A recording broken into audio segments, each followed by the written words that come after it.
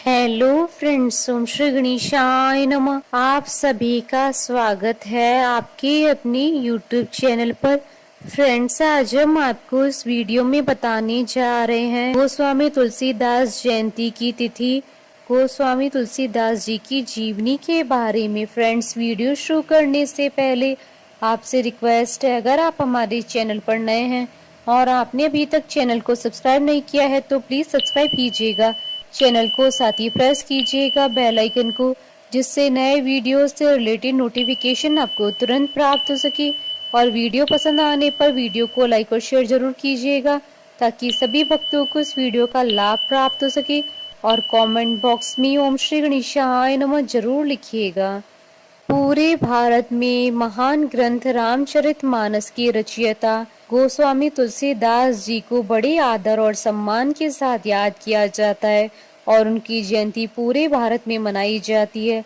तुलसीदास जी की जयंती श्रावण मास की शुक्ल पक्ष में सप्तमी तिथि को मनाई जाती है। गोस्वामी तुलसीदास जी का जन्म सन 1532 संवत 1589 ईस्वी में हुआ था और उनकी मृत्यु सन 1623 और संवत 1680 ईस्वी में हुई थी। उनके जन्म स्थान को लेकर विद्वानों में काफी मतभेद मिलते हैं। कुछ का मानना है कि तुलसीदास जी का जन्म सोरों शूकर क्षेत्र, जो कि वर्तमान समय में कासगंज एटा उत्तर प्रदेश में पड़ता है, में हुआ था। वहीं कुछ का मानना है कि उनका जन्म राजापुर में, जिला बांदा, चित्रकूट, उत्तर प्रदेश में हुआ था। तुलसीदास जी के पिता का नाम आत्माराम शुक्ल और माता का नाम तुलसी था। तुलसीदास जी नंददास जी के सगे चचेरे भाई थे। तुलसीदास जी के बचपन का नाम राम बोला था। राम बोला नाम पढ़ने के पीछे ये कहानी है कि तुलसीदास जी जब पैदा हुए थे तो उनके मुख से पहला शब्द राम निकला और तभी से उनका नामकरण राम बोला कर दिया गया। उनके गुरु का नाम नरहरि यानी श्री नरहरियानंद था। श्री नरहरियानंद ने उनका नाम तुलसी राम रखा था। इसके उपरांत उन्हें अपने साथ अयोध्या ले गए, जहां उनकी प्रारंभिक शिक्षा हुई। उसके उपरांत 29 वर्ष की आयु में उनकी शादी रत्नावली से हो गई, लेकिन उनका गौना नहीं हुआ था।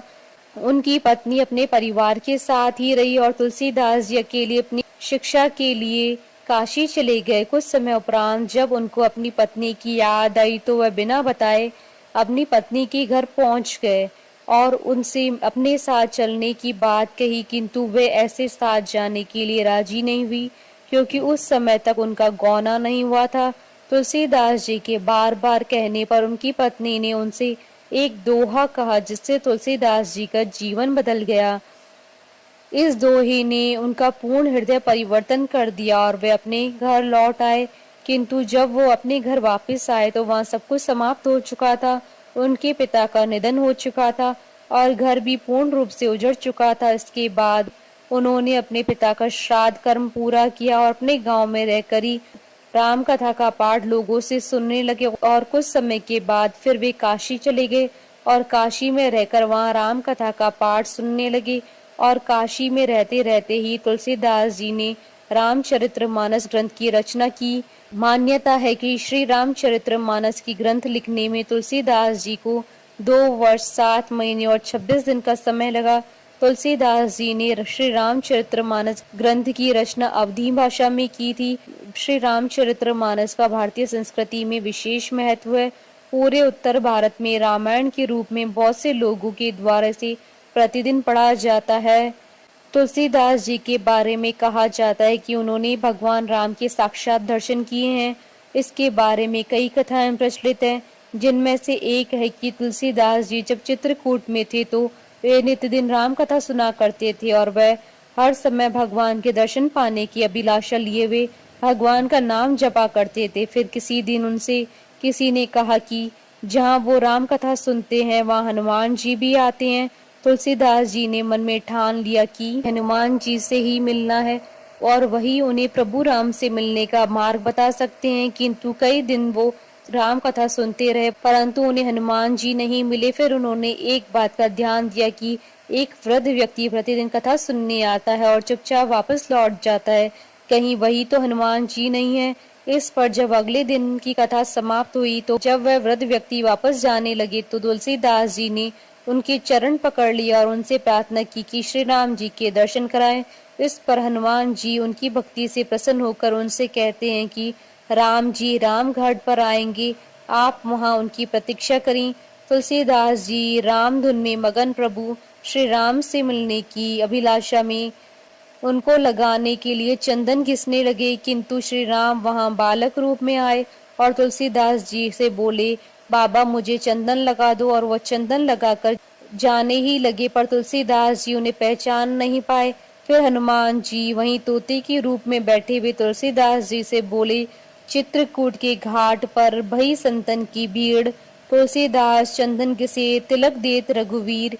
जब ये वचन तुलसीदास जी के कान में पड़े तो वे समझ गए कि जिन्होंने चंदन का तिलक लगवाया था वही प्रभु श्री राम हैं। तुलसीदास जी ने प्रभु श्री राम जी के पांव पकड़ लिए और उनको न पहचान पाने के लिए क्षमा याचना की और श्री राम जी से आशीर्वाद प्राप्त किया।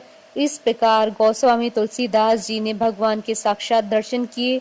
तुलसीदास जी ने अपने अंतिम समय में काशी की विशेष घाट आसी घाट पर रहने लगे और उन्होंने अपनी अंतिम रचना विनय पत्रिका लिखी और अपने शरीर का परित्याग किया। फ्रेंड्स, अब आइए जानते हैं साल 2024 की गोस्वामी तुलसीदास जी की जयंती के शुभ मुहूर्त के बारे में। हिंदू पंचांग के अनुसार साल 2024 में गोस्वामी तुलसीदास जयंती 11 अगस्त 2024 रविवार के दिन है।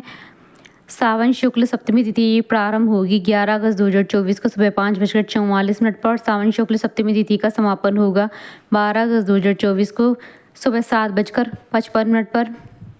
साल 2024 में गोस्वामी तुलसीदास जी की 527वीं वर्षगांठ मनाई जाएगी। साल 2024 में गोस्वामी तुलसीदास जयंती के दिन 3 माह दुर्लभ संयोग बन रहा है। इस दिन द्विपुष्कर योग, सर्वासिद्धि योग और रवि योग का शुभ संयोग बन रहा है। इन योगों में किसी भी कार्यों को करने से अष्ट सिद्धि और नवनिधियों की प्राप्ति होती है और कार्य में सफलता प्राप्त होती है। वीडियो में अंत तक बने रहने के लिए आपका धन्यवाद। ओम श्री गणेशाय नमः।